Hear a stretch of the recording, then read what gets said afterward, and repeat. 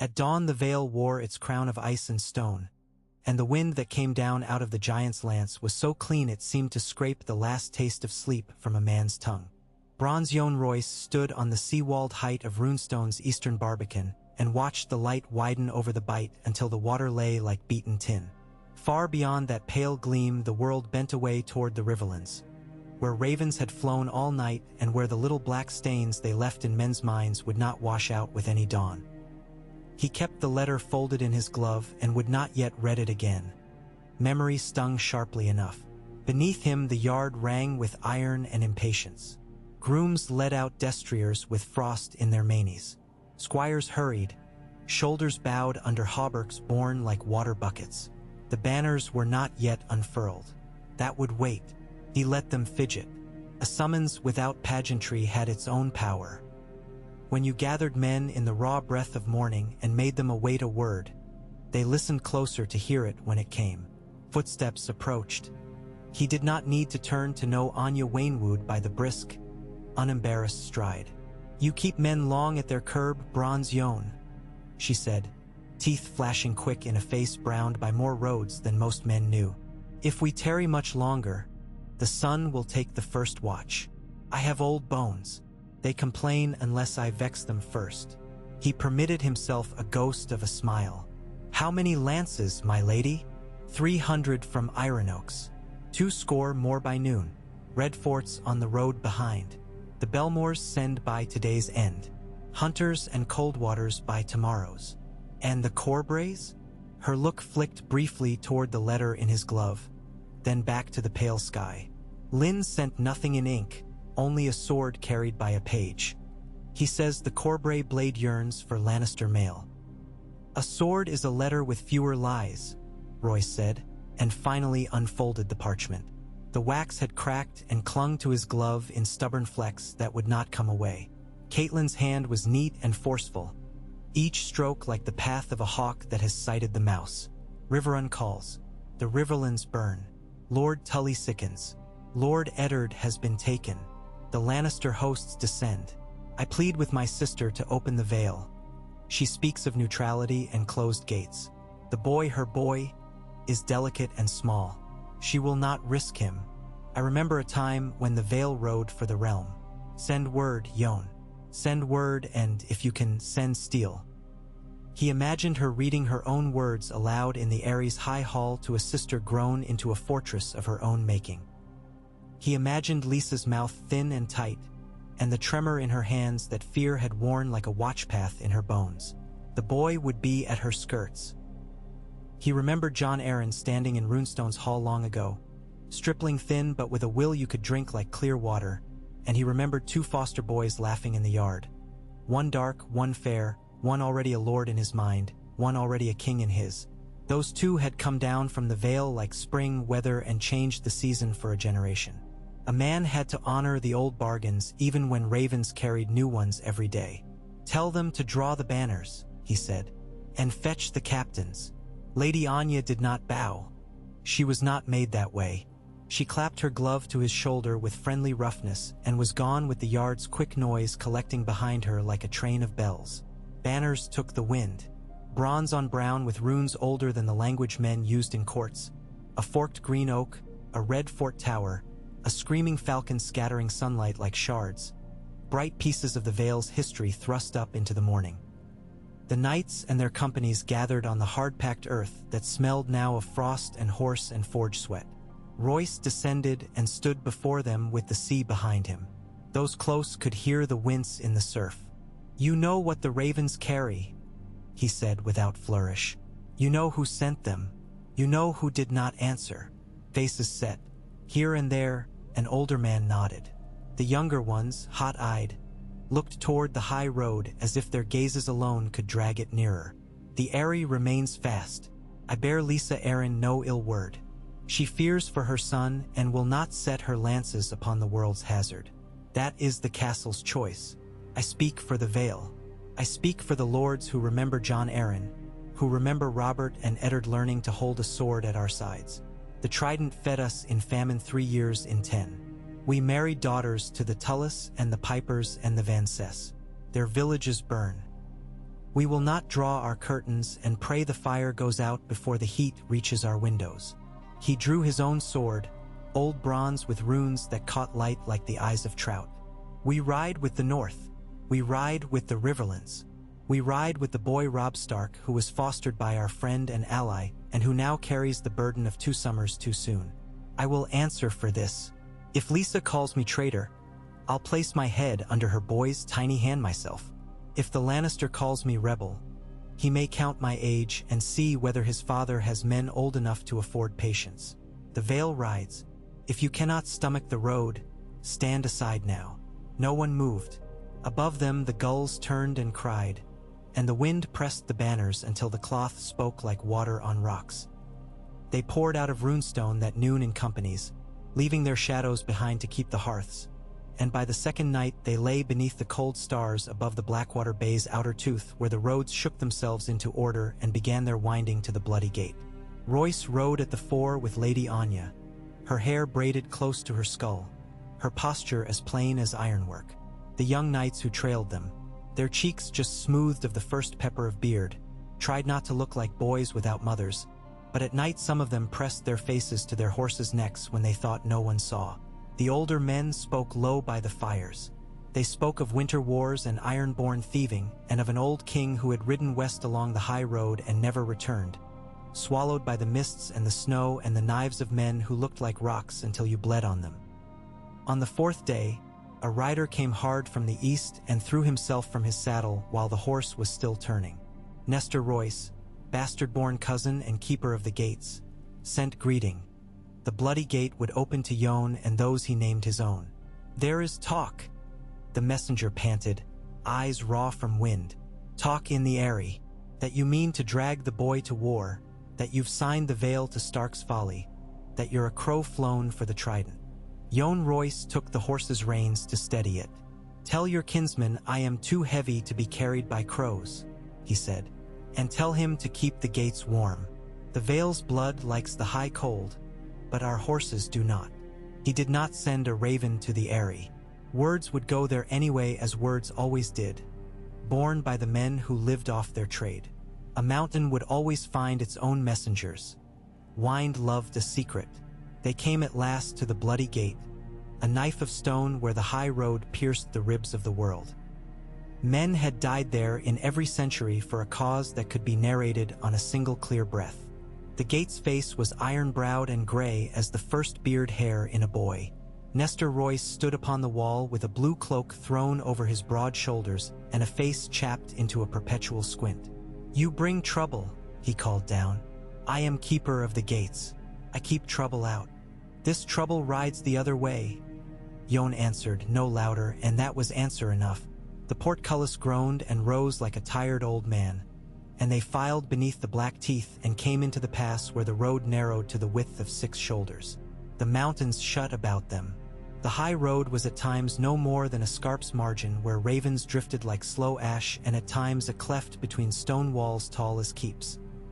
When they halted in those slots for the night and kindled their lanterns, the light threw back at them faces they had not brought, jagged and intent, cut by time into the rock. Men who had ridden this way before watched them out of the cliffs and gave them no counsel save the counsel of continuing to move until the world widened again. They descended with the spring storm riding their shoulders, and when at last the land slackened into foothills and then a series of green-brown backs like tired hounds, the first smell of the Riverlands came up. Damp earth, old water, smoke from too many chimneys, smoke from places where no chimneys stood. They saw their first burned village on a cold afternoon whose light gave nothing freely. The thatch had fallen in upon itself like hair shorn for ritual.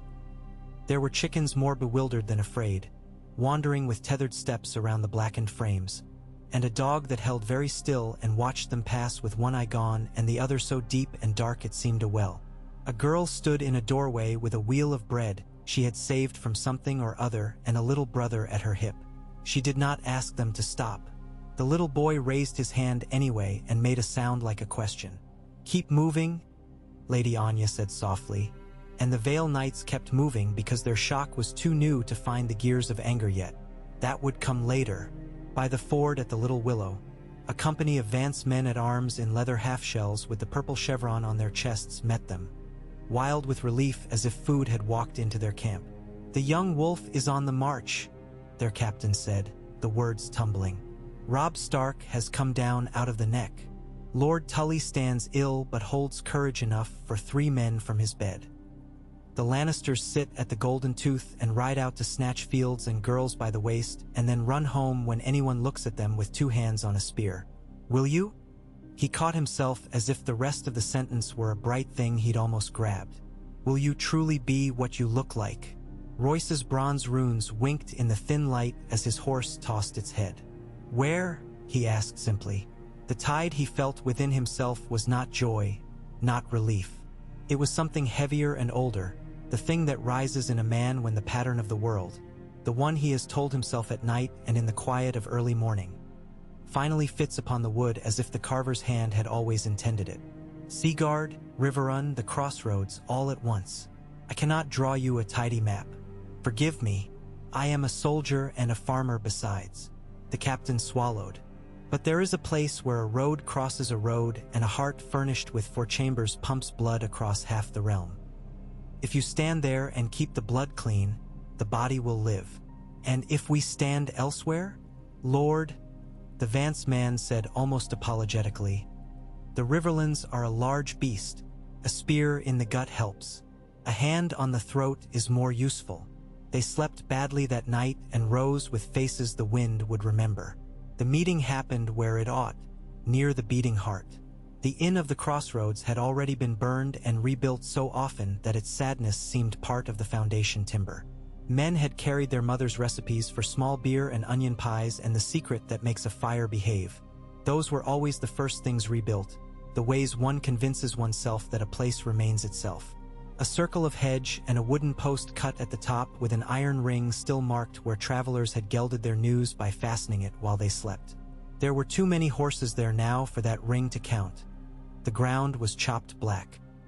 He saw Caitlin first in the cold light that made a widow of every woman. She wore a brown cloak too thin for the wind and stood with the habit of someone who had lately stood in a higher place and had yet to readjust to the ground's hardness. When she turned and her eyes found him, something in their blue steadied as a boat steadies when it takes a larger wave properly. "Yon," she said, and for a breath they were old. "My lady," he answered, and watched the breath leave her body in a small, almost private kind of loss. She touched his arm through the bronze rings. "You came," she said, as if she had spent some nights preparing herself for the possibility that he would not. "I grew tired of telling young men stories of what we used to do," he said. "Here is Robb." She led him toward a cluster of men who looked as if they had each in turn wrestled with sleep and thrown it against a wall. The Great John loomed, one of those men who made the air look undersized around him, laughing because the world might otherwise think it had beaten him. A lean man with a face like a hawk's skull was Roose Bolton. His silence rang. Ricard Karstark wore grief the way a blacksmith wears soot. There were Glovers and Brackens, Malisters, Blackwood men with their leaf and raven banners dipping and rising as if expressing their own opinions of the tide. The Blackfish stood, and the years fell away from Caitlin as she looked at her uncle. In him she had a childhood she could still visit even if the house had been torn down. Robb Stark, when he turned, was too much like his father for comfort and not enough like him for mercy. He had the Tully coloring without the softness, the jaw that suggested decisions would find purchase swiftly, the shoulders already trying on a weight. Youth clung to him still most in his eyes where, if a man looked too long, he could see the place where fear and theory met and argued. When Royce bowed, something of the boy reached to pull him up even as the young lord's mouth formed the stern greeting a commander is supposed to wear. "My Lord Royce," he said, then failed to hide his relief. "The Vale." Royce took in the matter and did not admire it. "The North is iron," he said. "Iron rusts if left alone. The Riverlands are cut. A man with a cut cannot milk his cow. You need a seam pulled tight and clean. Tywin sits at the Golden Tooth," Emincuy said, "or he moves. He is stone until he is water and water until he is a knife. The Kingslayer runs now where he pleases." "The twins," the Blackfish said, as if naming a pair of teeth that had to be chewed upon before they swallowed you. Walder Frey will hold them closed until he counts his own fingers and finds a few missing unless he opens. He will ask for 2 extra hands. Half a hand will do, the Great John muttered. We'll give him 1 and keep the other. Robb's mouth tightened. We cannot lose time, he said, and it lit the place, that sentence. A lightning strike that made all the hedges and faces briefly as bright as truth. My grandfather lies ill. Riverrun is my mother's house. The Lannister slaughters Piper men within sight of his walls and then runs away laughing. We will not teach them that the Trident is a road without toll. Lady Anya stood at Royce's shoulder. The Vale's lances ride, she said simply. But we do not know these plains the way we know flint. We will not be your hammer unless you show us the nails. Your lords have ships, Brynden Tully said, thinking aloud as he always did when the pieces began to present themselves to him like bones. Gulltown can run men down to salt pans, to Seaguard if the winds favor. But in time, not enough time. Tywin's eyes are upon the Green Fork. He wants us to come to him like fish to corn in the water. If we go at him where he stands strongest, we make the old man happy. The old man does not very often look happy, the Great John snorted. We need 2 things, Catelyn said, and those there who loved her felt the old habit of the hall wrap around them. The knowledge that a lady of Stark houses dinners and deaths with equal steadiness. We need to cross and we need to cut. If Tywin thinks we will come where he has laid out his carpets, then we must come from somewhere else entirely. The Vale gives us someplace else. Royce nodded once. A plan wanted to breathe in him. Send the North to the twins, he said. Send the Frey his price if you must. You would sell your bootlaces to buy a river. Give him what he asks and make a note in your book. Let Lord Roose do what he does well. Float down the Green Fork like fog and make men doubt their own doorways. And he meant the Vale now, and when he said it he felt the pride that had sat in him like a stone all his life stir like a hatching thing. We come in from the east along the roads no man in Casterly Rock thinks about when he is polishing his rings. We clear the raiders. We take their edges. We find the Kingslayer where he lies upon some burned farmer's bed, thinking himself God's own cat, and we pull him out by the ankle. Robb's face did not brighten, but it sharpened. My scouts say Ser Jaime lingers near the Red Fork. He rides fast and eats what he takes. If a host appears where he has not thought to look, he will give battle. He loves it too well not to. If he is stopped. If. Roose Bolton's voice was a thin blade. If we catch wind with a net, we might drink it. Ser Jaime Lannister moves like a man who too long ago left his own shadow behind. Lady Anya's mouth compressed. He moves on roads. He is no hawk. Men on horses leave marks. You need more eyes, said a small voice that belonged to a boy whose tabard was 7 sizes too large. He had stood with the Waynwood squires and had not meant to speak at all, the words jumping out of him like trout. If you had 300 crows and put a stone on each one's foot. No, that's foolish, he said, flushing red enough to warm his cheekbones. Forgive me. Royce's laugh surprised him. It sounded young from a mouth that had not made such a sound in a month. No, lad. You were right before you thought you were wrong. We need 30 boys who ride and know a hedge's language and what 2 broken twigs tell you. Boys see things men do not. They are nearer the ground. He turned. Give me 30 such, not for glory, for eyes. I can find you 20, Brynden said dryly, if I filch them from my sister's kitchen with aprons still about their waists. Take them, Catelyn said. Aprons make for better courage than some coats of arms I've seen. The council spilled into the day's practicalities, those small stubborn teeth with which any great design must be chewed. Ravens were sent. Scouts scattered. The Great John took men to kiss Walder Frey's ring and step on his toes in the same motion. Roose Bolton communicated without moving his lips that he would be smoke and mirror and a quiet knife where the Green Fork made men believe in safety. The Vale lords remade their companies for plains work.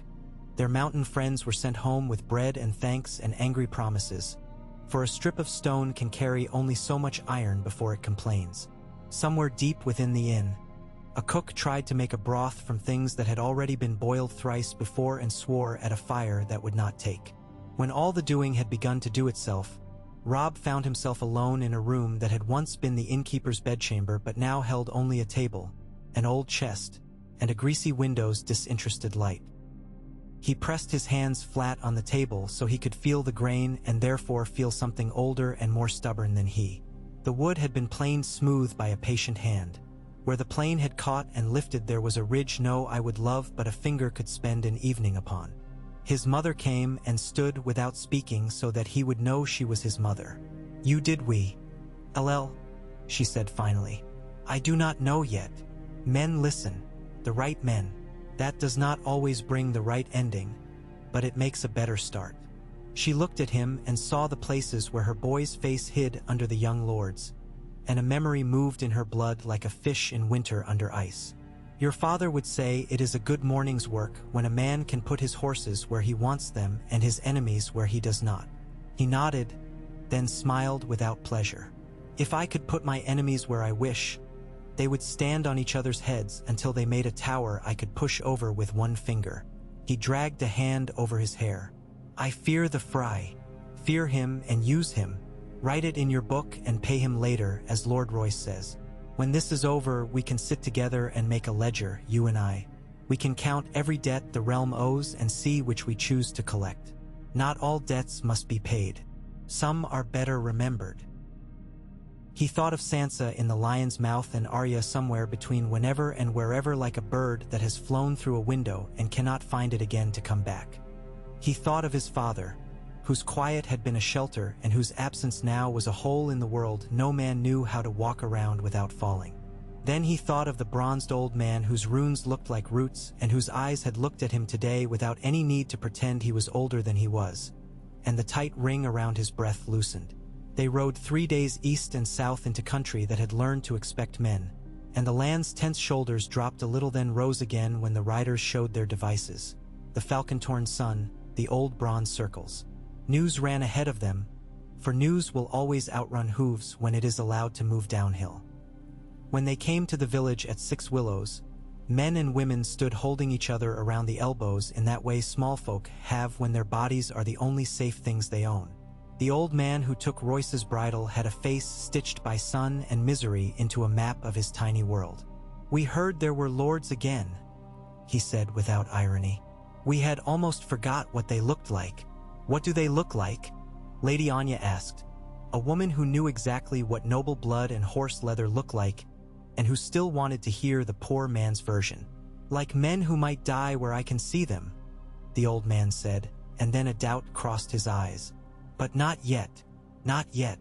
They found Jaime at dusk where the red fork bent like a tired arm around a stand of poplars that kept their own counsel in the wind. The Lannister was not alone. Shadows of crimson rode with him, banners snapping, lances rising like a winter forest. He had thought himself between Edmure Tully's ruined fields and Robb Stark's delayed anger. He had thought the day's map divided into the empty space he meant to use and the full space he meant to avoid, and the appearance of the Vale at his side like weather was the first unkindness the day had shown him. The skirmish did not begin as a plan.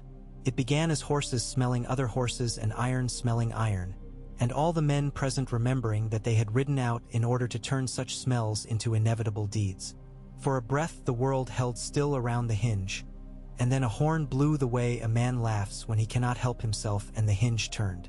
Royce did not ride as young knights ride. He rode like a man who has cut wood alone for many winters, who has counted his own breaths, who has measured the weight of each downward stroke, who knows that if he lifts his axe too high he will tire and split his foot instead of the log. He put his shoulder to the thing and guided it. Lady Anya was a streak and a percussion, her lance returning to her hand as if the air itself were her squire.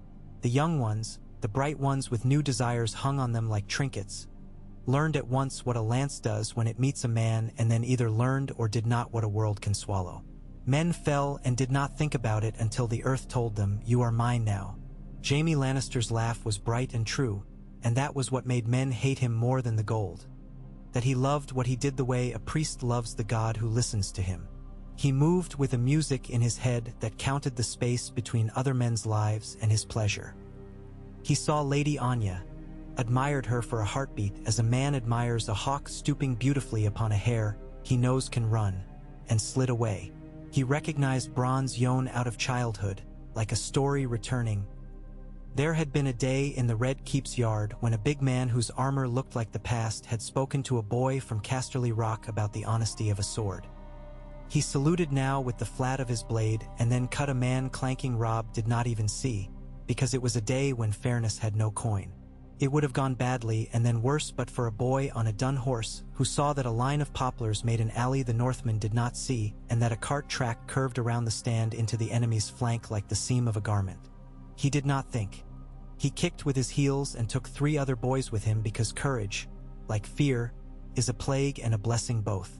They came screaming where screaming helped, like geese gone mad with some new season, and Lannister men turned their heads and turned their horses and that was enough. The Vale lanceheads bit. Robb Stark caught the taste of it in his mouth like the copper in a nosebleed and went forward with a noise that could have been a name or could have been only a boy's own surprise to discover what his body could do. In the failing light, a man in a crimson cloak with a lion's head embroidered so finely the whiskers looked like real thread stood against 3 Waynwood riders and became a memory none of them would ever be able to retell without their eyes going away to find a wall. Another man with a wolf sewn at his breast tried to kill Jaime Lannister and did not. Neither did he die himself, and he would tell his children one day how he had seen the Kingslayer's eyes up close and found in them not wickedness so much as a prior arrangement with fate that the rest of men had never been invited to hear. At full dark the trumpets called them back because men had to decide when a day ended or the day would decide for them.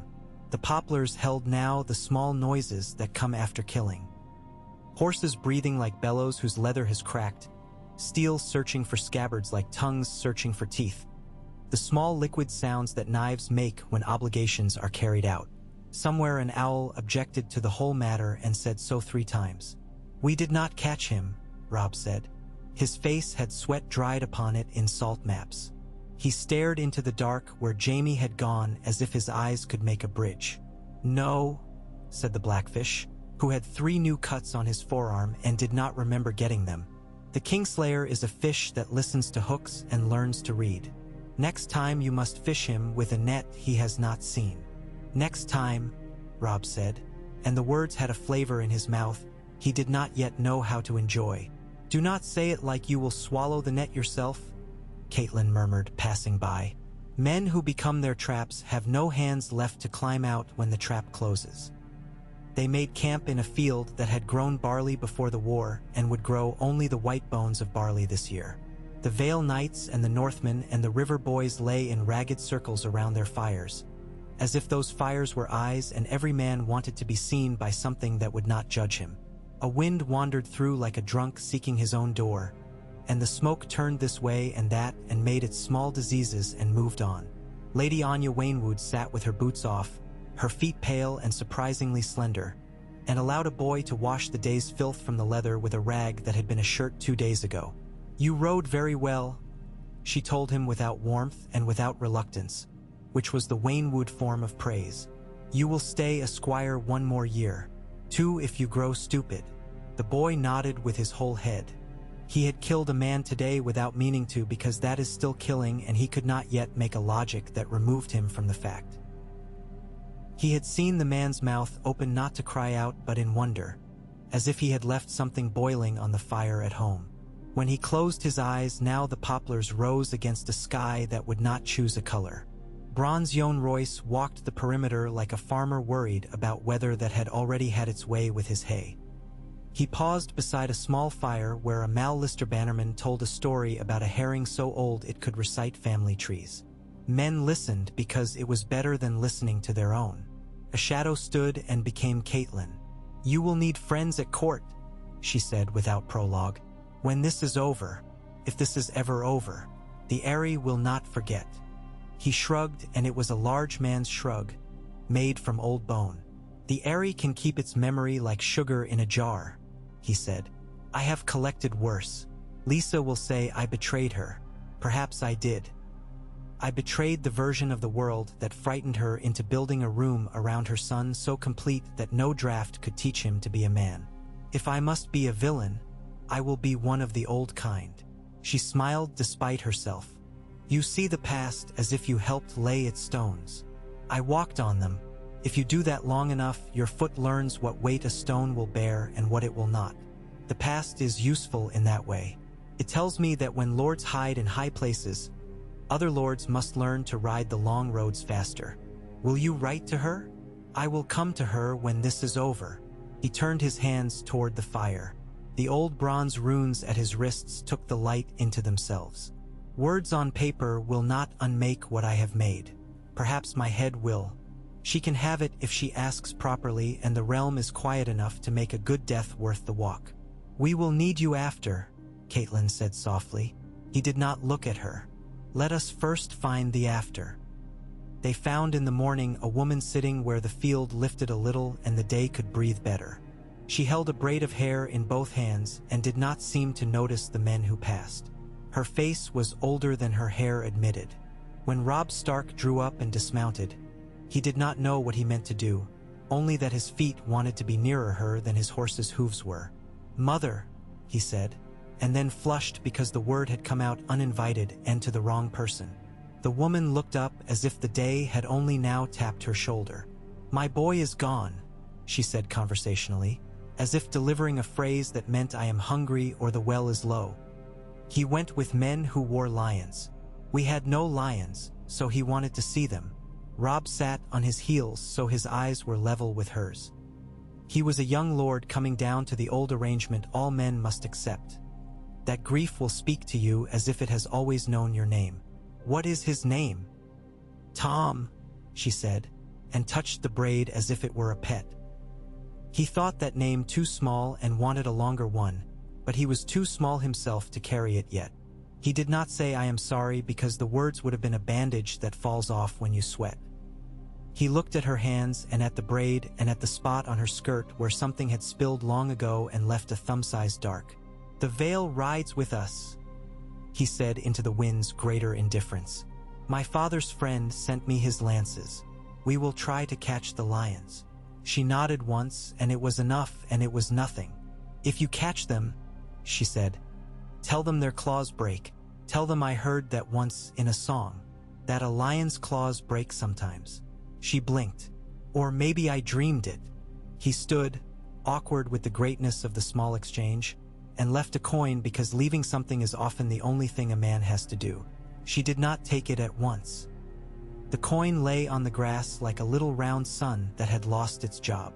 3 days of clearing raiders taught the Vale something about low, wet country, the way sound moves over it, the way you can tell where a man sleeps by the birds he disturbs, the way fire will befriend you for an hour and then turn and spit in your eyes because there is always more damp beneath. They grew less clean and more deadly. The boys learned where to put their questions. They found a place where Lannister men had drunk themselves into a courage that had already walked away by morning, and they taught those men that sobriety can arrive hand in hand with a hard lesson. They did not kill them all. They took some prisoners because someone had said in council very calmly that a war without prisoners is less a war than a fever. Word came by Raven that the great John had danced with Walder Frey's pride and stepped off the old man's toes without losing his own. It was a step no man could teach another man exactly, and those who loved Robb blessed their luck. Word came that Roose Bolton's men had dissolved upon the river like a strange weather and reconstituted themselves elsewhere with the same imperturbable silence, and the Lannister officers began to distrust the sound water made. Word came that Jaime had left a burned village with a girl's ribbon tied to his wrist, and that he had cut it off with an irritated little sound before he had finished his beer. None of these were news properly. They were the slow work of a story learning how to tell itself. In the cool before dawn one morning, when the mist lay like dirty cloth upon the ditches and the men's mouths made steam you could pretend was purposeful, Robb stood with the blackfish and watched the light choose a color. "You have made yourself another army," Brynden said, not unkindly. "It will make the north lighter." "I needed a story to answer his," Robb said. "He tells one about lions. I need one about hawks and wolves both. Let your story be about roads and bread, and the way men look when they realize their homes will not be taken this week." Robb nodded, but his eyes had gone far away to the place where the Kingslayer's gold was a hinge and whoever pulled at it controlled the door. He did not voice the thought that lived there because saying a thing sometimes bound a man too tightly to it, and he had learned this week to leave himself slack where he could. He could be pulled in any direction, he knew that now, and the slack might keep him from tearing. In the camp's shallow basin, Bronze Yohn Royce woke with the old heart knock that comes to men who have begun to dream of everything they did not do 30 years ago. He swung his legs off the pallet, waited for the hurt in his knees to name itself and sit down, and rose. The camp was a scattered city of little lives. A boy whose brother had died woke and put his hand to his own chest as if to persuade it not to stop. A woman from a burned farm slept with her mouth open in a peasant's sleep that no banner could improve. Lady Anya snored like a gently outraged hound. Yohn walked among them and thought of the Eyrie, a palace held in the palm of gods who disdained to curl their fingers, and of Lysa's face when he would one day walk into her hall and stand contrite and unyielding at once. He would tell her the truth, that he had chosen a road and the road had chosen a lot of dead men to make it walkable, and that was not her fault or his. He would ask her forgiveness and duck nothing. He would bow to the boy, whose sickness and sweetness were the same thing, and perhaps let him play with the bronze runes for a moment if the mother allowed it. He looked east. The mountains were bruises on the morning. He looked west. The plains treated the horizon as if they owed it nothing. He closed his eyes. An old man can sometimes tell what a day will be by the way his feet feel on the ground. Today, his feet told him would not be the day the story ended. It would be the day it learned a new sentence. Ravens went up. They went toward Riverrun, where a sick old lord gripped his daughter's hand and muttered a curse against a pain he would rather have invited than ejected so rudely. Toward Seagard, where a mal-lister on the tower looked down and saw in the near water a shape too large to be a man and made a sign against the old gods out of habit. Toward the Golden Tooth, where Tywin Lannister sat as stone sits but had a candle burning in a room only he entered. Toward King's Landing, where Sansa sang nothing, and Arya sharpened nothing, and both thought about names as if names could be knives. A week later, on a day so clean the edges of things seemed newly minted, the Vale's lances rode through a field of stubble toward a low hill crowned with a copse that had once looked like a painter's polite tree and now looked like a proper refuge. Lannister outriders had been seen in the morning, a scrape upon the sky that moved like a memory's hand. They meant to meet them and push them before them like a broom pushes a snake toward the door. They found instead a small party without banners. A woman in a gray cloak rode at the fore with a strange steadiness, as if she had decided long ago that every stone in the road had already given her its worst. Behind her rode a handful of men who were not hers and never would be, and a wagon with its canvas tied down in a way that suggested dignity more than secrecy. Catelyn felt the prickle before she recognized the shape. She cantered forward, and the gray cloak blew back and showed a face she had known in cruel and in kind weather. "Lysa," she breathed, not believing it until the name's weight fell into the air the way a heavy ring falls onto wood. Her sister drew up. Her eyes were bright as water shaken in a pail. "Catelyn," she said, and the name had the taste of blood in it. "You have dragged my gates open with your letters. I have come to see where you mean to lead my son's realm." "The Vale's lords have led," Bronze Yohn said, not moving. "Come to follow my lady, or to take the road out from under our horses?" Lysa looked at him as if the years between their meetings were a sheet hung to dry, easily pushed aside and then just as easily put back. "I have come," she said, "to see whether there is a way to keep the boy safe that does not cost the realm its soul. I have come because I dream of blood in a blue room and because I cannot breathe. I have come because ravens speak even when you stuff your ears with honey. That is how honey is wasted," Lady Anya observed quietly. Lysa's chin jerked infinitesimally. "I am not here to be judged by bottoms of mountains," she said. "I am here to see my sister's boy and tell him a thing I should have told him by letter but could not trust myself to write.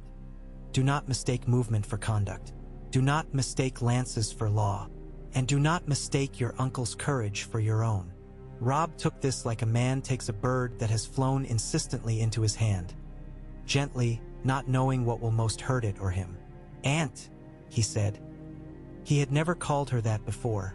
The word slid oddly from his mouth but felt right when it landed. "We will speak, but not here." He looked at the wagon. "Who is within?"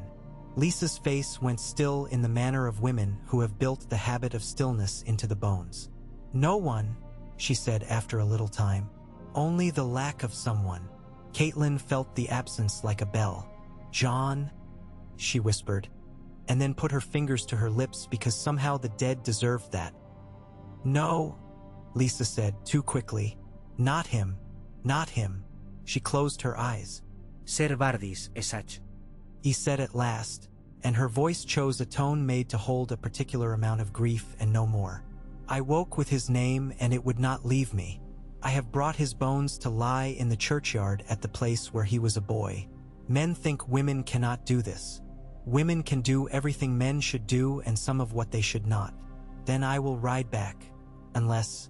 And here a new light, unnatural, came into her eyes like a bad reflection in a harmless window. "Unless I see lions where I can kiss them." "Lysa," Caitlin murmured, taking her sister's hand the way a lady takes a sharp knife out of a child's grip. "Ride with us until the field is quiet. Then decide whether you prefer the high room where ravens cannot perch or the lower one where they feed from your hand." Lysa looked at the south, at the place where King's Landing existed like a sickness men had learned to live with, and then east, where the mountain calmed her simply by being what it was. "I will ride until noon," she said, as if the day had been waiting for her to name and had only now consented to proceed. They rode. The ravens followed.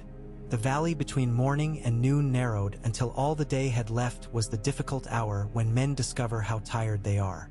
Scouts returned with their tired horses and their news like wet bread. One of them, a boy whose head was newly shaved because Lysa had declared themselves kings, stammered something about a wheel of carts by the old Tully mill.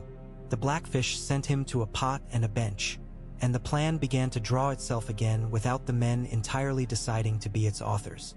It would be said later, when the story moved into rooms where it was told by men who had waited out the war in comfort, that this was the hour when the Vale's choice made a hinge of the whole war and swung it on its old bronze pin. It would be said that wolves and falcons together cut a piece from the lion's cloak, and from that cloth the realm later cut its new banner. All such sayings are a way of making a long pain into something one can hang on a wall and admire safely. What the men and women of that hour knew was only this. There was a field to take, men to unhorse who had earned their fall, a boy to be taught how to bear the crown that was already a sore on his brow, and a wind that would shift 3 times before dusk. Before noon the carts showed themselves in their wheel, and the Lannister men behind them did what men always do when ambushed. Surprise made them simple. Jaime was not there. Men who wanted to have a tale later would say they had glimpsed gold at the hill's base like foxfire, and that a laugh had come over the cart spokes and chased their spurs. Men without the desire for tales did not see him and did not account themselves poorer for that. The wheel broke under the Vale's lances, not because lances are magic, but because the men who held them had learned the day's particular mathematics. This speed multiplied by that ground equals this bruise upon a man's chest. This hesitation divided by this fear equals the length of his fall. Robb did not ride where the world expected him. He rode where the boys had said the hedgerow broke and came through like the explanation a problem had been promising. Lysa watched and did not breathe. Caitlin watched and did, quietly. So her boy would hear her breath and be reminded how ordinary courage sounds. When it was done and the carts lay like a child's discarded will toys and the field belonged to the people who needed to cross it, Robb walked among the dead and the living both because a commander owns both and must learn how to spend them. He looked older in an hour not because his face had changed but because he had lost some uncertainty he had needed and would miss later. Lysa dismounted and stood with her hand on her horse's neck the way a woman holds a table so she can finish her bread without dropping. "You will die," she said to her nephew conversationally, as if she were telling him about a sickness that ran in the family and had been missed by the last generation but would not be skipped by this one. "Or you will live as if you had. There is very little in the world between those two for men who do what you do." "I will live as if I had," Robb said, and wondered if the choice had been made long before today. "I think that may be what the realm asks." "The realm asks birds to be ladders," Lysa said. "It will climb you until there is nothing left to stand upon, and then it will spread its wings." She looked at Bronze Yon. "You will go to my hall when this is over. You will bow in a way that makes men want to help you up because you are old, and you will not apologize. I will ask you for bread, he said, and for patience, and for a bit of the blue sky to sit under where the wind cannot make a mockery of my bones. She made a small noise somewhere between scorn and affection. You were always an old man, she said, even when we were not. Her eyes went somewhere that was not the field and not the mountain and not the sea she had not seen in a long time. I have to go. Ser Vardis Watts. He waited a long time to fall, and I kept him falling longer still. Caitlin touched her wrist. I will come to you when I can. You will come to me when you must, Lysa corrected gently, and rode away with the wagon that held the lack of someone. The afternoon wore its light thinly. The men mended harness where harness could be mended and burned it when it could not. A smith with one eye but two steady hands set up a traveling anvil and beat an argument into a piece of iron until it conceded. The squire who had found the poplar alley slept with the skin-knuckle fist of a boy who had discovered that ideas could kill, and that did not remove the wonder. Robb climbed the low hill and stood where the wind could empty his head like a cup. He was not alone. The blackfish came and stood beside him, saying nothing for a time because good uncles learn when silence increases a boy's supply of breath. Did we change the map? Robb asked at last. You wore new lines onto it, Brynden said. Men will pretend later that those lines were always there. Men who fought somewhere else will draw them for their eager sons and explain them wrong. Cannot be helped. What matters is that you now know where your own hand likes to go when it holds a pen. I want him, Robb said, and it was a confession more than an aim. I want Jaime Lannister. You want the war to be one man because then you can end it by doing a single thing, the blackfish said kindly. Wars are never one man. They are bread and throats and little boys who leave home because they want to see a lion. If you catch him, hold him. He is useful to hold. But if you chase him until you are a hound and not a lord, you will dine on what hounds dine on. Robb closed his eyes. It was easier to say the next thing in the dark. I am tired of being a boy inside a story that refuses to call me by my name. Then say your name, Brynden said. Say it when you wash, when you eat. Say it when you piss if you must. Men will hear you. Men like hearing a name said clear. Then, later, when your enemies write the tales, your name will sit comfortably inside them and not chafe. Down below, Bronze Yon stood with Lady Anya and a Mallister whose back ached from years he had not regretted in time. The boy will do, Anya said, if he does not break against the lack of a father. Boys break, Royce said, and then they get up. The getting up is the part we help with. What of the part where they do not? The Mallister asked. Royce looked west and said nothing because there are questions a man keeps like herbs in a pouch and takes out only at night. They rode again the next day because that is what men in war do on days when there is no reason not to. They found fewer Lannister outriders. A rumor had gone before them the way disease goes, contagious by glance and by careless word. They found a farmer who would not look them in the face and a child who looked only in the face and nowhere else. They learned a river's new fords as if the river were a woman whose moods must be flattered. The boys of the eyes 30, then 28, then 26 when one fell asleep and fell off his horse and broke a thing in himself he could not spare, brought back the language of hedges and told a story the grown captains could add numbers to. Roose Bolton's ravens met their ravens above the fork and said little, but what they said was clear. The green fork had become a series of mirrors in which men saw faces they did not trust. Tywin had blinked. Walder Frey's bridge, that old miser's face carved into wood and stone both, allowed the Northmen across in small bites as if eating them might make them his.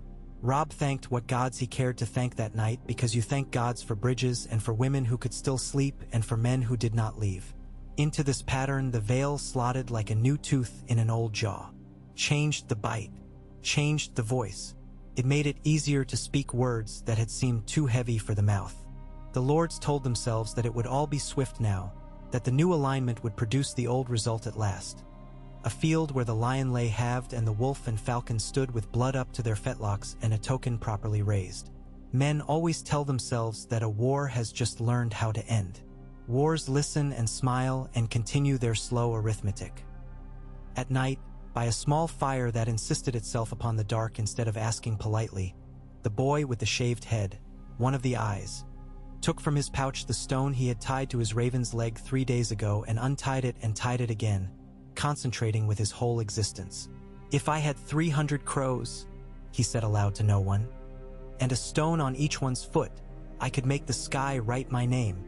"You can make the road write it," Lady Anya said, passing behind him and laying one finger the length of an instant upon his crown. "The sky is vain. The road remembers." In a tent near the hedge that held the night together, Caitlin lay with her eyes open and counted the boys she had seen since dawn. First those with faces she could have named if she had collected a few more questions, then those whose faces were only faces. She heard her sister's voice as if it were very far away in a well, saying do not mistake movement for conduct, and wondered whether in a world such as this anyone had the right to sort the two with the certainty Lysa had hoped for. She thought of John Arryn and the way his hand had once been warm on her shoulder like a father's and wondered whether what any of them were doing now honored the memory of that warmth or only the hope that warmth could return to a world that had lately grown very cold. She slept at last and dreamed nothing, a good sleep for a woman in bad times. Before daybreak, an outrider came with his hair in disarray and his words ordered like soldiers. "Sir Jaime moves," he said. "He is less a storm and more a method today. He means to cut a road between us and Riverrun, then fold it and put it in his pocket. Then we must take the road out of his pocket and put a stone in there instead," the Blackfish said grimly, and he loved the image enough to use it for months afterward. They moved like a hand closing on a fly. They did not expect to catch the fly. They expected to frighten it into a corner where the web waited. The web was not Tywin's, not Roos's, not Robb's, not Bronze Yon's.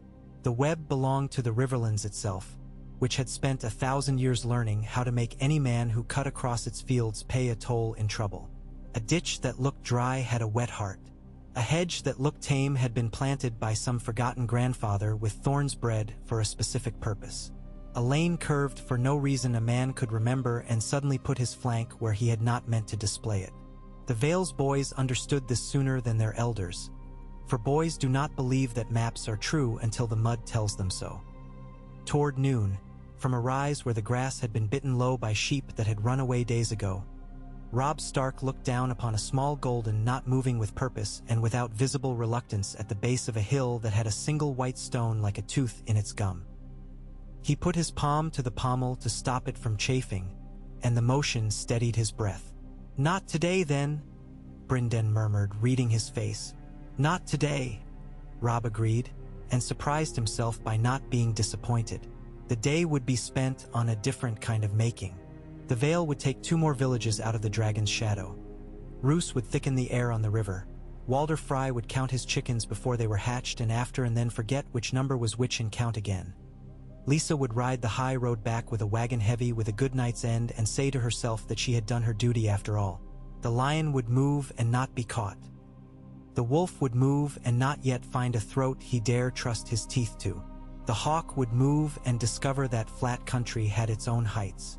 In the evening, because evenings arrive on time even when men do not, Bronze Yon stood alone for a moment on a knoll that could have been mistaken for any knoll anywhere. He looked up into a sky that had kept its color today and let the wind comb his hair as if it were a daughter indulging an old man. "You did well," he told no one. "You did not make a fool of our past." He listened and thought he heard in the grass a sentence that would only be completed many months from now. He was not a poet. He would not pretend to understand it. He stood and let it pass through him like future weather. When full dark came, the men lay again in their ragged circles and the fires stared back like the small eyes of some great friendly thing.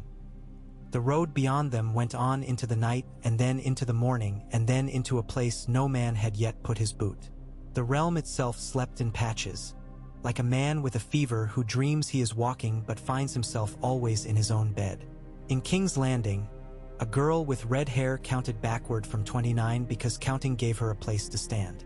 In the Eyrie, a boy slept with his fingers curled as if holding a bird and woke briefly and said a word that might have been mother or might have been mountain. In the Rock, an old man arranged figurines in silence and made a move on a board that no one would see until a month too late. In Winterfell, the gods did not answer and did not refuse to answer. They stood as they always had, listening to a wind that spoke the same small tale over and over until a man either heard it or went mad. And in the Riverlands, under their thin blankets and their heavy names, men dreamed of fields that did not burn and of roads that did not carry armies and of bread that was only bread. They dreamed because dreaming is the part of war that belongs to men and not to the war. In the morning they would ride again. The Vale would ride with the North because that had been said aloud and had become true in the saying, and because there are old ways and old debts that refuse to die even when new men stand in the doorways. They would ride toward a place where a red river would decide for an afternoon to help them, and toward a town that would not open its gates when asked, and toward a hall where an old man would smile and not smile in the same breath and ask for more than he needed. They would ride toward a bridge that would someday break and toward songs that had not yet been invented to make sense of the breakage. The map had new lines now. The hand that had drawn them was not finished. The ink was still wet. The boy who held the pen would smudge it and discover what that did to the shape of the world. The old men would look on and offer their dark, careful humor. The women would redistribute grief and bread and instructions, as they always had. The crows were not burdened with stones, but they wrote just the same, their black bodies spelling words only the road could read. And the road remembered. The road always remembers. The morning smelled of rain and iron and old barley.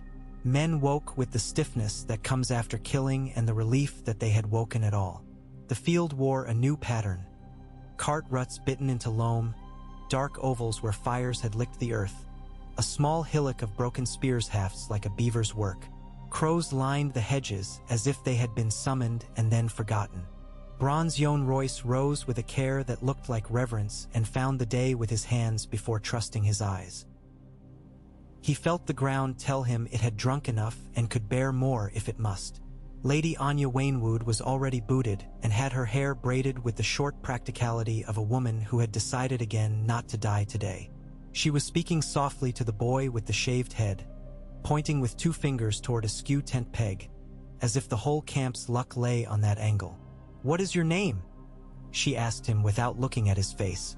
"Kip," he said, and flushed, as if the word were too small to deliver him safely between lords. "Kip," she repeated, tying the name into the morning. "When you follow hedges, your eyes should be in your ankles. You understand." He nodded so hard his ears moved. "Good. Your ankles no more than your skull." The blackfish came lightly down the slope with a folded map under his arm and the rest of the plan unpacked behind his eyes. He smelled of leather dried by smoke.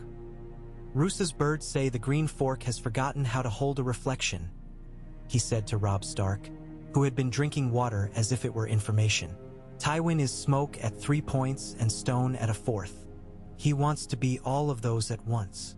Robb lowered the skin and wiped his mouth with the back of his hand. "Let him be," he said quietly. "Let him try to be everything, and we will be one thing he did not prepare for." "The Kingslayer has been sighted," the blackfish said, and the quiet took on a grain. "A day's ride west. He noses the Red Forks bends like a dog that has lost its man and pretends he never had one to begin with. Then he will sniff where the river whispers to the woods," Catelyn said, coming to them from the shadow of the poplars, her braid damp with mist. "He likes a stage and an audience. A field without hedges insults him." "A wood will do," Brynden agreed. He unfolded the map and weighted the corners with stones that had been men's hands once, worked smooth and useful. "Here," he said, tapping a place where the river's inked line bent like an elbow and a smudge of green lay thick around it. "An alder stand and a cart track and a sheep lane that unravels on the far side into 5 paths. He will think that tangle is for other men. He will ride it straight." "How many trees?" Lady Anya asked, which was her way of asking how many horses could vanish there at once. "Enough," Brynden said. "If we decide there are enough." Robb looked to Bronze Yohn. "Can you put the Vale into leaves?" "I can teach leaves to keep secrets for a day," Royce said. "If the wind does not gossip." "The wind has too much to say already," Catelyn murmured. They moved the host like a carpenter shifting his weight from one foot to the other while the post finds its plumb. Orders went with the steadiness of men who have stopped worrying about whether their voices are worthy and started to think only about what must be done with them. The boys of the eyes took bread and more bread into their cheeks and scattered, heads low, hands light on reins. They whispered to hedges and were whispered to in turn. A Lister bannerman counted paces under his breath the way a priest counts beads. The great John used his laugh like a cudgel to knock fear out of those nearest him in wide arcs that would have bruised thinner men. By midday they were under the alder canopy, and each leaf had a different denial to offer. The world became a green room where men held their breath to see if their heartbeats offended the stage. Horses learned a new patience. The smell was river and sap and the sour of last year's leaf mold being taught to be dirt. Lady Anya took the right-hand pocket where the ground made a little thought of a hollow and put 20 lances there with the economy of someone packing a trunk she means to carry herself. Bronze Yon took the left with the same number and held his hand out once, palm down, to quiet a horse that thought itself the day's hero and only needed reminding that heroes are chosen, not volunteers. The Northmen with axes were the back of the mouth. The Malisters put a thin silver line along the cart track, a glint to catch a cat's eye. Caitlin moved through it all, touching a shoulder here, a sleeve there, saying little beyond the names that belonged to these men before the war stole others for them. Kip slid into a deer path where the alders leaned over like women listening across a shared wall. His knees brushed leaves that had opinions about everything. He had a stone in his pocket, because stones had become a comfort, and he worried it with his thumb until it remembered him. He thought about the sky writing his name and then told himself to be ankle-eyed. The world reduced itself to what could be seen without moving the head. A curled fern, a spider that had misbuilt its web and was now repairing without shame. A print the size of a rich man's coin with an edge broken where a second horse had almost but not quite stepped in it. The broken edge told a faster story than the clean one. He licked his lip and tasted leaf. He went back as if time itself were notched in reverse. When the horn came, a small thing, a bird's yelp made brass and asking no permission. It ran through the wood like a thought men had all been avoiding. The Vale's lances dropped their tips as if nodding to an old friend. The Northmen in the back of the mouth leaned forward as one, their shoulders making a tide. Robb sat his horse with his face calm and his hands remembering the table's grain under his palms. For there are moments when a man must be more wood than flesh lest he split. Jaime Lannister came with a narrow formation that wanted to be wider, banners tight against their poles from prudence or from a wind that did not care for heraldry. He liked the cut of the world just then, the way the track made promises to him about speed, the way the alders offered shade as if honoring a guest. He had slept poorly 3 nights and wished for an enemy who would oblige him with a decisive act so he could pay for it properly and be done. He saw the silver line, admired its cheap prettiness as one admires a girl with a ribbon, and wondered who had thought to lay it. The first Vale charge came out of the right pocket with a drumming that redefined the day. They were not knights in the ornamental sense. They had been taught this morning by an old man that their lances were not the story but the punctuation, and so they rode like men who meant to place commas where other men had thought to breathe. The Lannister front reeled and gave exactly the 1 horse length a commander hopes to tease from his enemy at the start. The second Vale charge came out of the left with the same punctuation but a different sentence. Bronze Yon did not sound a horn, he simply went, and the men who had known him long enough felt the going in their bones and went as well. The mouth of the wood closed with a hard kindness. Then the silver line winked, and Lister men rose from ditch and hollow as if the earth had conceded it could be a husbandman too and produce soldiers for harvest. The cart track disappeared under a riot of hooves.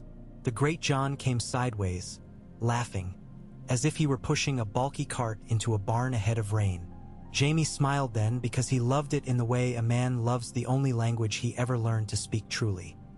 He drew in the scent of sap and sweat and mail and chose a path, then another, then a third, unembarrassed to change his mind in front of men because a proper mind in war is a weathercock and a blade both.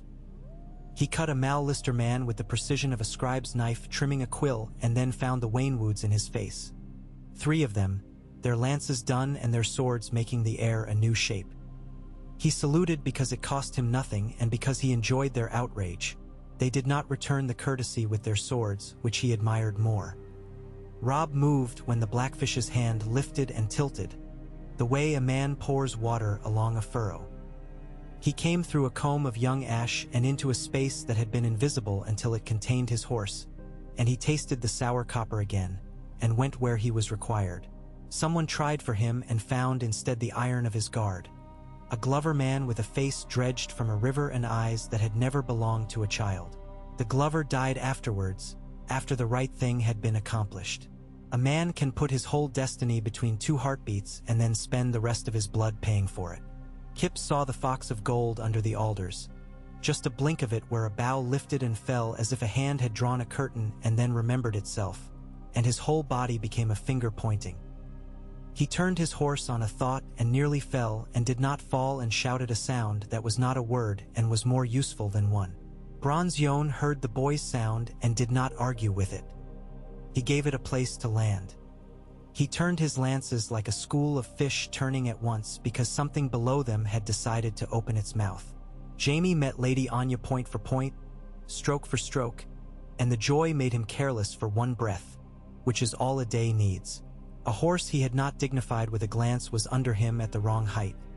He adjusted, but the adjustment took him into Bronze Yon's reach, and bronze is an old teacher. The runed blade rang his sword like a bell. A Waynwood man he would never be able to name caught his bridle, and hated him with a purity that gave the act a strange beauty. The Kingslayer made his horse rear and found himself caught under the alder's roof where branches were low and opinionated. A twig scratched his cheek and brought blood, an insult so petty it undid his rhythm more than a real wound would have done. The Great John hit the left with laughter and a second lance he had stolen from a boy for the purpose and took a man from the saddle as if he were harvesting onions. Roose Bolton's men were not there. They had not been asked to be there, and yet, for a heartbeat, everyone felt how the air might have gone colder had they been. Some absences make a day easier. Now, Brynden said in Robb's ear, and the boy who was Lord went like a thought sharpened in solitude. He came on Jaime's right with a sound like a held breath breaking. He did not aim for the Kingslayer's life. He aimed for his movement, which is a wiser thing when a man is that sort of man. His guard surged with him, and the world narrowed to a gold shine and a red cloak and the specific way the ground rose and betrayed and rose again. It is a strange moment when the first hand closes on a famous man's arm and discovers it is only an arm. Jaime fought beautifully, which is to say with complete comprehension of what beauty costs, and then his horse took a blow in the chest from a Waynwood spear butt and folded as neatly as a letter, and beauty had to find its place on the ground. He rolled, he cut a leg he had not meant to cut and then did not apologize, he kicked, and then 3 men were on him who did not care who he was except in the way a man cares who the wolf is when he has decided to hold its jaw shut. His sword clanged away and skittered and fetched up under a root like a trout in its hole. "Alive," Robb said, and he did not have to shout it. It went out of him as from a bell. Men respect bells. "Alive," Jaime laughed then, flat on his back and 3 men heavy on him. A sound that had no surrender in it and no refusal either. "At last," he said, breath trapped under the weight and the alder's low roof. "At last someone writes a new line on this tired play. You are a character in a story you did not write," the Blackfish said mildly, arriving with the precision of a man who likes to appear to have expected everything. "Take comfort with the rest of us." "I take none," Jaime said, and saw Robb through the alder lattice and measured him with the quick and faithful calculus that had saved him too often. "You're quite young for an author." Robb did not answer. It is good sometimes to let the leaves speak. They bound the Kingslayer with a length of rein cut fresh and unfrayed. They put him upon a gelding that would not embarrass itself by adoring him. They took his cloak because it was a thing men could look at instead of his face. The Lannister men who lived and did not run were gathered. The wounded were handled with a tenderness that was neither mercy nor cruelty, just the mechanics of war. Some were killed where they lay because the killing was quicker than the dying, and the men who did it wept afterward or did not, according to the coin their fathers had put in their pockets. The wood breathed out after them as they left, as if relieved to return to the old business of leaves and sap. Kip rode shaking with the excitement a body produces when it has helped make a large change and does not understand what it has done. Lady Anya clapped his shoulder exactly once and did not look at him to see whether he would break. Caitlin watched Jaime ride with his hands bound and felt her mouth forget what words to make. She thought of Sansa dressed in a city where clothes meant something other than warmth, and of Arya somewhere with burrs in her hair and dirt on her cheeks and the bright look she used to give wolves in stories, and she wanted to demand the world return her girls at once for this man. She did not. She turned to a captain and asked about bandages, which is the way a woman bargains with fate when coin will not purchase what she needs. They went to Riverrun under a sky now honest about rain. When the towers came up over the curve of land like surprised eyebrows, men cheered because they could not nod. The gates opened not like a mouth eager for bread, but like a mother letting in a child knowing there will be mud. Edmure Tully came out in armor that still smelled faintly of oil and plaster. His face had the thinness illness etches upon a man. His eyes were too bright. He embraced his niece and his nephew both, and in those embraces confessed every weakness and every defense he meant to keep. The Blackfish went to him and stood close, and some of the lines of command that had looked makeshift a fortnight ago became ropes and then chains. They carried Jaime through the gate and into a hall that had seen men brought in on planks and men carried out under silk. The river's noise came into the stone as if it had to be let in or it would batter the walls. They put the Kingslayer into a cell that had housed a man who had sung. The echo hung there a while, then tired and became only stone again. Jaime looked at the wall and smiled to himself because he could see, in his mind and not with his eyes, where a seam ran that was not rendered properly. He tucked the knowledge away, not as a plan but as a habit. Robb stood in the great hall with water drying on his hair and men's eyes drying on his face. He spoke little. He told them that they had done what they had done, and that men had lived and men had died, and both acts belonged now to the same ledger. He said the name of the Kingslayer aloud and did not dwell upon it. He said Edmure's name and his father's, and when he said Eddard Stark, they all felt how hard it is to say a name without it changing the room. Later, in a smaller room where a bench remembered better times, Caitlin and Robb spoke like two people who have begun to take each other's measure as equals and are frightened by it. "You did it," she said, meaning the thing a boy says he will do and then does. "You caught him. I think the world just made a different shape." "It will try to make me fit it," Robb said. He looked at his hands and did not see blood. "I must decide where to be soft and where to be the bone that will not bend." "Start with bread," she said. "Feed them. Let them cross a bridge without counting how many can go at once. Then decide some other thing." He nodded. "What of the fry? He is a question I owe an answer." "We will answer him," she said, her mouth hardening in a way that made the girl she had been turn her head and look at her. "We will write his price with a careful hand and pay him and put a marker in the book and then discuss the book later. But for this hour, feed them." Bronze Yon walked the Riverrun yard and felt the old creed rise in him, the one that puts past and present in the same hand and makes them shake. He spoke with men who had not eaten enough onion in 3 months.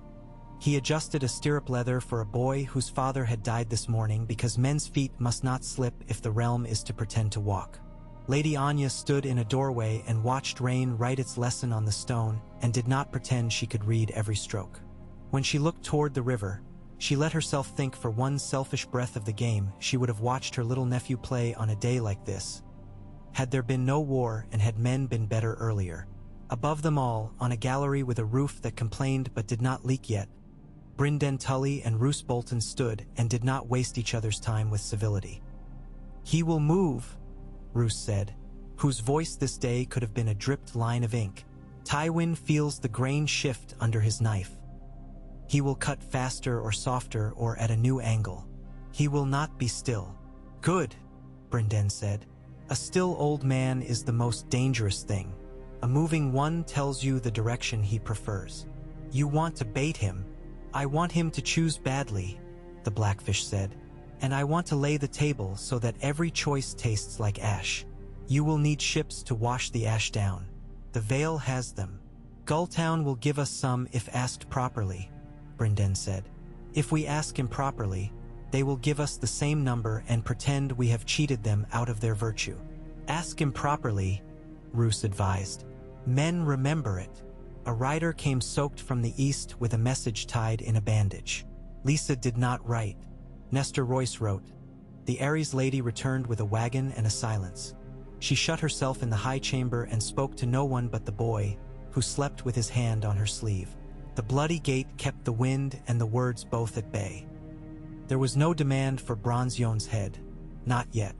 There was a feeling in the mountain country like thunder deciding what to do with itself. Let her keep her wind, Yon said when he read it. We have enough here. They opened the storerooms. They measured bread by hunger and not by rank. They let a mourning mother into the kitchen and did not make her leave when she sat on the floor and watched the oven as if it were a grave. They washed men's wounds with wine and water in proportions physician and priest each approved. They sent ravens with letters Edmure had written in a steadier hand than his body suggested. He was a Tully and had been taught to be strong through paper where steel would not serve him. Men slept under Riverrun's walls with the confidence walls lend. Temporary, arrogant, lovely. Jaime in his cell did not sleep long. He catalogued small facts. Mortar lines, guard changes, the cough of a man who would not live to see his grandchildren if he did not confess the cough to someone soon. He smiled at his own uselessness. It felt good to smile, to inhabit the shape his face liked best. He wondered if the Stark boy would come to see him. He wondered if the mother would. He hoped she would. Mothers were instructive. Caitlin did come. After a day of making sensible decisions until her bones ached with sense. She stood before iron bars that had drunk more desperate hands than they cared to be reminded of. They looked at each other the way two houses look across a river. Lady Stark, he said pleasantly, I am told you asked them to keep me alive. I am flattered. Many do not. I asked them to keep you useful, she said. Alive is often a condition of that.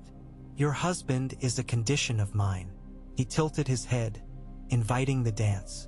Shall we strike the only bargain this war will recognize? You are not the only gold in this ledger, she said, and heard how quickly the words came. She made herself slower. But you are a piece I am very tired of seeing moved across the board as if you were a god's hand and not a man's. I have never been a god's hand, he said, and allowed himself a private amusement. Only a king's. Her eyes did not flicker. And you cut the rest of us to suit the sleeve. I cut where I am told or where I must, he said. It amounts to the same thing in the story they will tell later. I have become bored of their story. You have made it briefly interesting. Good, she said and turned. Then let boredom eat you slowly. There is no grace in quick hunger. He watched her go and thought perhaps he liked her. Liking was not the same as respecting or underestimating. It was a different ledger. He lay back and closed his eyes and let the river tell him what it always tells men in cells, that it will keep moving when no one does. In Riverrun's Godswood, if that can be the name for a stand of trees that try their best among stone and brick, Robb knelt and did not speak. The rain had shaken itself free and gone. The night smelled like ground meaning to carry things. He said his name softly, to please his uncle's memory of a lesson, and he thought the leaves gave it back in a whisper that was not mockery. He looked at his hands again and saw that they could hold a cup, a reins, a pen, a crown if it were forced upon them, a child if the world were kind. He put them on his knees and waited for the waiting to become less. Bronze Yon stood under the rookery and let a raven peck the crease of his glove until it found the bit of grain he had hidden there for the sheer unlordly pleasure of feeding a bird. Kip appeared like a thought, dirty and proud and trying not to be either. If we write messages on stones and throw them in the river, the boy asked carefully, where do they go? They go to men who do not deserve them, Yon said, and sometimes to men who do. You cannot plan the river's literacy. You can only write clean and hope. Kip nodded as if the answer had been designed for his later use. He looked toward the west where the world became rumor. Will we go that way? He asked, excitement and fear making one rope. We will go every way, Yon said. That is what roads are for. Lady Anya leaned on the low parapet where the rain had left a mirror for the sky to admire itself in. She could see her face and found it acceptable. She could see the banners and found them sufficient. The thought came to her, uninvited, persistent, that some of her men would never leave the Riverlands now. The land keeps some of those who come to help it, without malice. She gave the thought its bow and turned away. On the morrow they would sort men into those who remained to hold Riverrun's breath steady and those who would go out and hunt for Tywin's shadow. They would send messages east to Gulltown that were not quite pleased. They would count Frey's fingers again and measure the length of each. They would decide whether to push west with teeth bared into a country that had never expected wolves and hawks together and see what the hills of the Westerlands said when they were taught a new language. They would mend girths and set arrowheads and choose which dead to bury where. They would do 100 useful things that looked like pebbles and were in truth the foundations of bridges. For this evening the fires were small and content. Men dozed with their mouths open and their hands still somewhere near their weapons, not from fear but from habit. A boy in a borrowed cloak whispered nonsense to a girl he would never see again and did not know he was telling the right truth in the wrong words. A man dreamed of onions and woke with tears on his face he pretended were sweat. The river turned and went on. The road held their weight and remembered. The crows slept, stones or no stones tied to their feet. And the sky wrote nothing that men could read and everything that time would, one day, pronounce aloud.